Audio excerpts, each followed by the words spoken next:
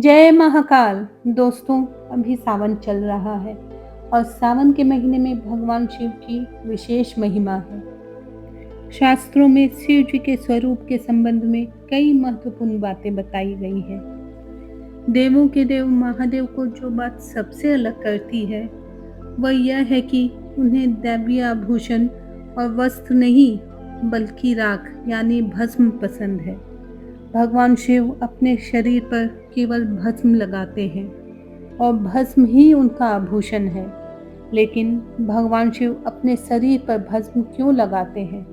आइए जानते हैं इसका कारण। भगवान शिव अपने पूरे शरीर पर भस्म लगाकर रखते हैं, इसलिए शिव जी के भक्त उस राख का प्रयोग तिलक के रूप में करते हैं। शिव पुराण में इस बात का जिक्र है कि भगवान शिव शरीर पर राख का प्रयोग क्यों करते हैं।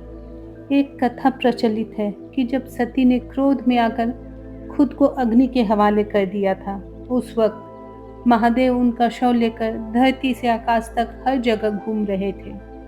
विष्णु जी से उनकी यह दशा देखी नहीं गई और उन्होंने माता सती के शव को छूकर भस्म में तब्दील कर दिया। अपने हाथों में भस्म देखकर शिव जी और परेशान हो गए और सती की याद में वो राख अपने शरीर पर लगा ली। धार्मिक ग्रंथों में यह भी कहा गया है कि भगवान शिव कैलाश पर्वत पर वास करते थे।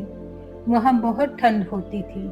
ऐसे में खुद को सर्दी से बचाने के लिए वह शरीर पर भस्म लगाते थे। आज भी बेल, मदार के फूल और दूध चढ़ाने के अलावा लगभग हर शिव मंदिर में भस्म आरती होती है। महादेव के भस्म लगाने पर एक और कथा प्रचलित है जिसका जिक्र शिव पुराण में भी है। कथा के अनुसार एक साधु था जो बहुत तपस्या करके शक्तिशाली बन गया था। वह केवल फल और हरी पत्तियां खाता था, इसलिए उनका नाम प्रनाद पड़ा। उस साधु ने अपनी तपस्या से जंगल के सभी जानवरों पर नियंत्रण स्थापित कर लिया था। एक बार साधु अपनी कुटिया की मरम्मत कर रहे थे और उसके लिए वह लकड़ी काट रहे थे। तभी उनकी उंगली कट गई। साधु ने देखा कि उंगली से खून की जगह पौधे का रस निकल रहा है। साधु को लगा कि वह इतना पवित्र हो गया है कि उसका शरीर खून से नहीं बल्कि पौधों के रस से भर गया है। इससे वह बहुत खुश हुआ और गर्व से भर गया। इस घटना के बाद साधु खुद को दुनिया का सबसे पवित्र व्यक्ति मानने लगा। जब भगवान शिव ने यह देखा तो उन्होंने एक बूढ़े व्यक्ति का रूप धारण किया और वहां पहुंच गए।